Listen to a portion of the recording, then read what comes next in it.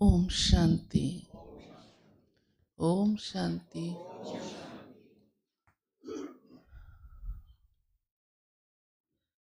आज प्यारे बाबा ने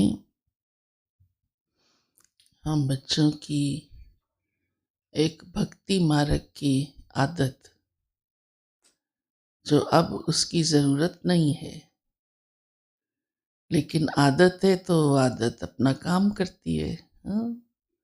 जल्दी मिटती नहीं है। कोई सी भी आदत देख लो, उसको मिटाने में कितनी मेहनत करनी पड़ती है। तो वो कौन सी आज बाबा ने कही है कि भक्ति में अक्सर मुख से भगवान के लिए हे हाँ, हे प्रभु, हे भगवान, हे ईश्वर, हाँ, हाय भी कहते हैं। दुख होता है तो हाय कह देते हैं, हाय भगवान। हाँ, तो इसकी अब जरूरत है? बोलो, अब इसकी जरूरत नहीं। हे तो उसे कहा जाए जो आपसे दूर है, आपसे रिलेशन नहीं है ना। आपका तो वो पिता है, सब कुछ है। आपका तो उससे बहुत प्यार है और हर समय आपके दिल में समाया हुआ है। फिर हे क्यों कहेंगे? और वैसे भी बाबा भी नहीं कहते थे। तो अब हे बाबा भी नहीं कहना है। क्या कहना है? और ही हाँ, तो वो तो बहुत होशियार हो आप सब मेरा कहने में तो। मीठा बाबा, प्यारा बाबा। तो बाबा को भी ऐसे याद करना है बहुत प्यार से। फिर बाबा कहते हैं कि इस समय आप मेरे बन गए हो। सारे संबंध हमारे बाबा के साथ है। अब पहले तो लौकिक दुनिया में सारे संबंध थे, रहना तो उनके साथ है। अब उनके साथ रहते हुए याद बाबा को करना है, पर उनके साथ भी तोड़ निभाना है। तोड़ निभाना समझते हो? ऐसे भी नहीं निभाना है तो फंसे हुए हैं, क्योंकि निभाना है। तोड़ो और निभाओ। मना संबंध तो आपने बाबा से जोड़ लिया, तो फिर उनसे तो नहीं होना चाहिए ना। परंतु ऐसे भी नहीं कि आपने छोड़ दिया, छोड़ा भी नहीं, तो इसलिए निभाना है। और सबसे बड़ी बात देखा जाए, पुरुषार्थ की कहो या मेहनत की कहो, वो निभाने की ही होती है।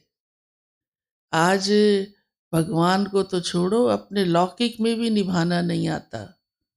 उसमें ही देखो एक दूसरे से सब नाराज रहते हैं, क्योंकि निभाने के लिए मेहनत करनी पड़ती है। छोटे बड़े का ख्याल रखना पड़ता है, बड़ों को इज्जत देनी पड़ती है, छोटों को प्यार देना पड़ता है, सबको इज्जत देनी पड़ती है। बहुत सारी बातें होती हैं। संतुष्ट करना पड़ता है, खुद संतुष्ट रहना पड़ता है।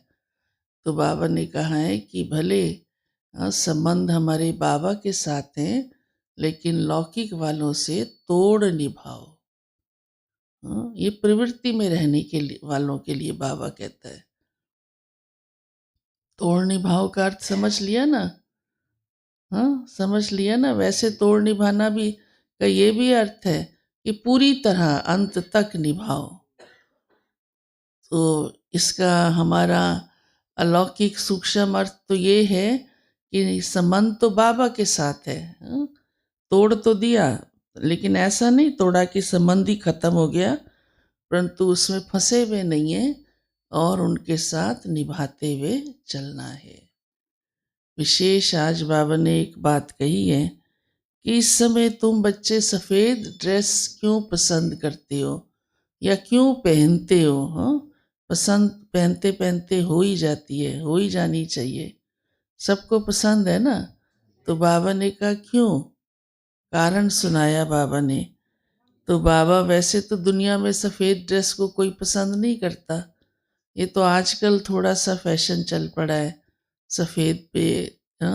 थोड़ा सा बहुत उस तरीके से पहनने लगे हैं, पहले तो सफ़ेद ड्रेस को अपशकुन मानते थे, तो इसलिए बाबा कहते हैं वो तो निशानी सफ़ेद मरे हुए के लिए है। जब कोई शरीर छोड़ता है तो सफ़ेद कपड़ा पहन के जाते हैं, क्रिश्चियनिटी में काला पहन के जाते हैं। हाँ हाँ हाँ, वहाँ शादी में सफ़ेद पहनते हैं। तो देखो भगवान ने तो वही कर दिया है ना, परंतु यहाँ मरे हुए के समय पहनते हैं। तो फिर बाबा हम बच्चों से कहते हैं आपने भी सफ़ेद पहनी है, तो आप जिंदे हो।